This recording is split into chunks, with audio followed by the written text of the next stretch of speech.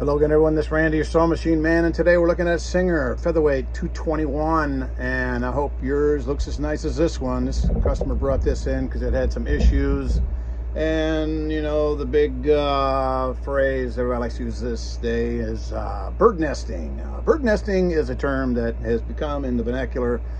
It's become familiar in the last couple years because someone said it somewhere, and now it's the big term, bird nesting. This one was bird nesting, which means to me it was looping underneath.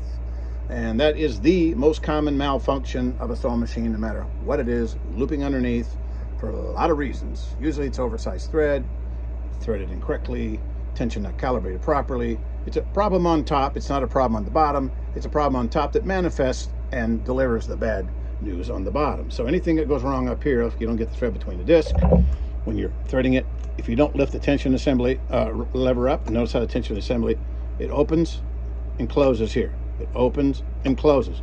You raise it, it opens, it seats the thread properly. You go through the threading and you go down to the needle. Of course, this one came in with the needle in backwards. That's very common in featherweight because, you know, you grab these out of the closet.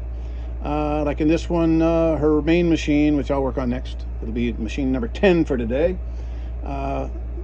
This one, she got it out. And of course, you know, you haven't had the machine out for, I don't know, 20 years, and you don't just automatically remember everything. I don't care who you are.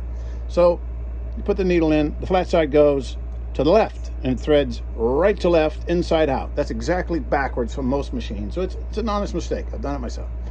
Put the flat side to the left, you thread it right to left, inside out. If you don't, it'll make a mess. This was jammed underneath. Featherweights are famous for jamming down in the thread, the bobbin case hook area, because the tolerances are so tight. They're just big enough for all-purpose dual-duty thread, and you can turn the hand wheel the wrong direction and they'll jam. But it has thread cutters down there. If you don't get too carried away, the thread cutters will chop it up. It's very precise. And this one had the thread jam down below. I don't know if it was misthreaded for the main problem, but the needle was in backwards. And of course the belt was way too tight, and some people like to tighten their belts down real tight because they think it's like an alternator on maybe a Mack truck. No, it runs very loose. You want that belt to run as loose as it can run and still be able to grab the hand wheel and have it just bog down, not slip. Bog down and not slip. You want that thing to be so loose it keeps the motor running cool. If it's too tight, it'll burn the motor out in record time. And with the belt loose, it'll get up and go. It'll skip along and sew very nicely. If the belt's tight, it'll be sluggish. People bring them to me and they go, it won't go. I said, do you have one of those cheap Chinese belts, the ones they sell you when you go to the little seminar? Because yours has only lasted 50 years and will probably only last another 50 years. But no, we got to take it off because it's the original Singer, which this one is, and it's better than anything you'll buy unless you get the one from the Featherweight shop.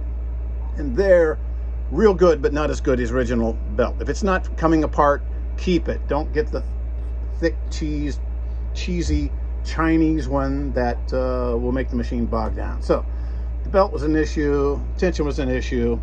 I recalibrated this. From the factory, this is going to be on 4. If you get it back from me, I recalibrate it so it's factory calibrated on 4.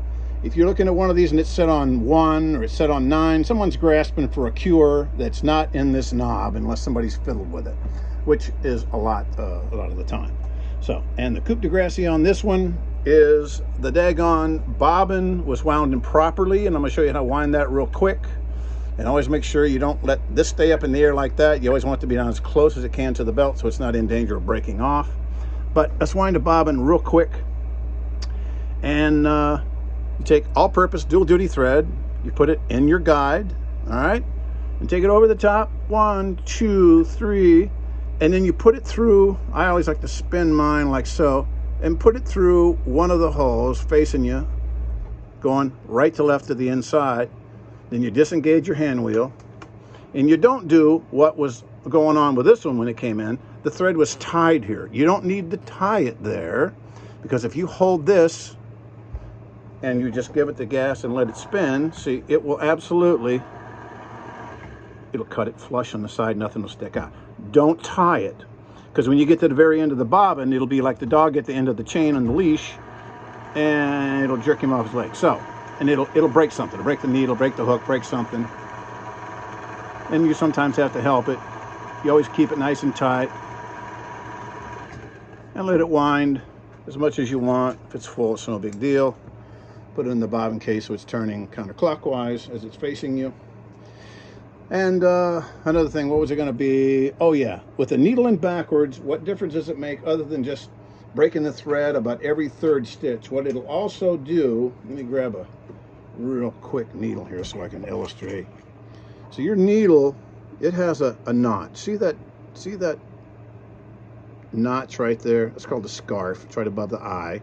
And there's a lobe right at the eye that spreads open the fibers of the fabric.